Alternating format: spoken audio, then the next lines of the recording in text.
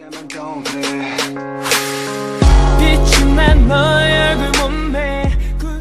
สดีทุกคนวันนี้จะมาแกะพัสดุนะจากร้านนี้เลยนะคะ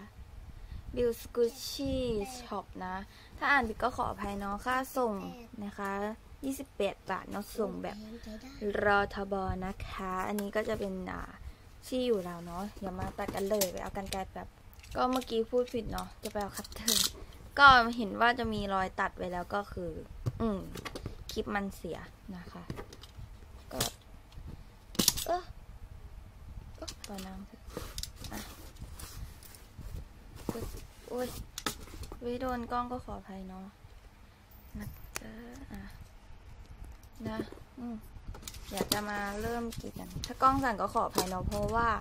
ที่ตรงที่เราตัดมันมีจำกัดจริงๆนะคะ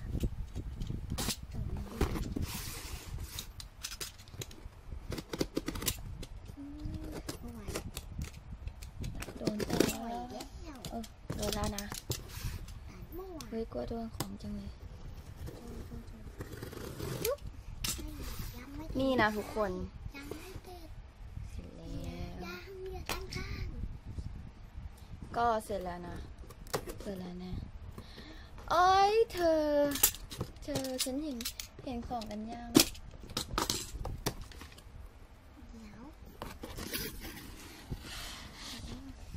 ก็นี่นะทุกคนเดี๋ยวมาดูทีละชิ้นกันเลยชิ้นแรกนะจะเป็นตัวนี้เว้ยน่ารักมุ้งมิ้งกระดิ่งแมวสโลว์ด้วยเลยวิกลิ่นหอมด้วยนะทุกคน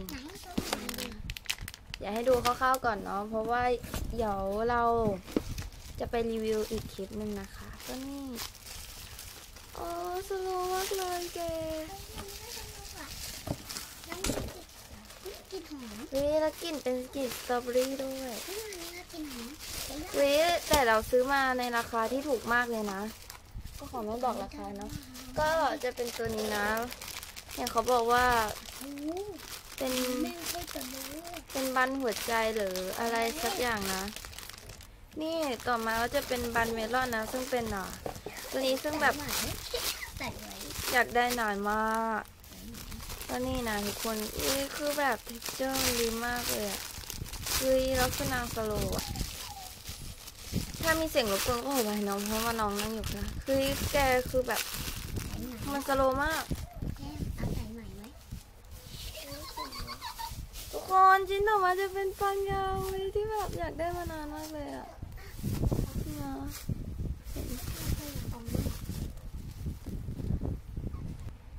นี่นะทุกคน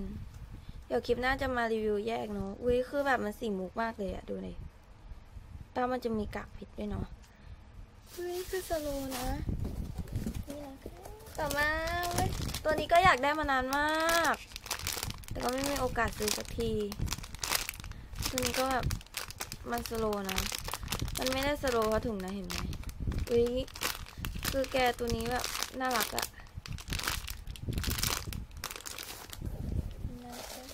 นี่จะเป็นตัวนี้เหมือนกัน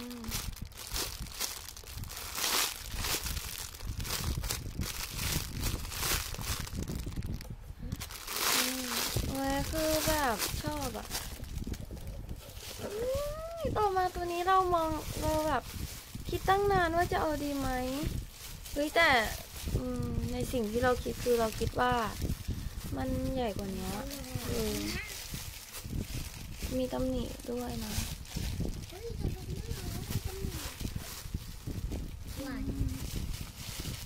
แกมันมีตำหนิด้วยทำไมในกล้องมันเป็นสีเขียว